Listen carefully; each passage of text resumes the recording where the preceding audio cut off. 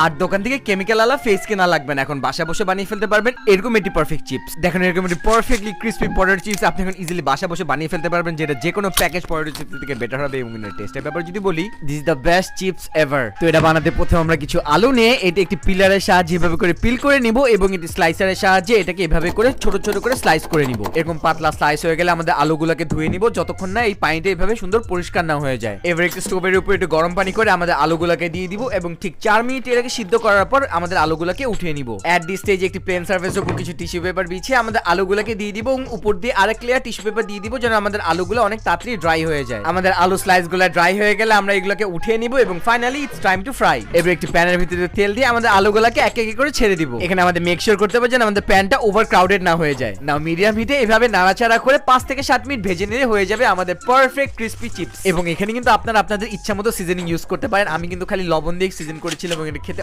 অনেক অনেক মজা হয়েছিল এবং এটা যে কোনো দোকানের প্যাকেজ চিপসের থেকে কিন্তু অনেক অনেক বেটার। এবং এটা টেস্টের ব্যাপারে যদি বলি, this is the best chips ever.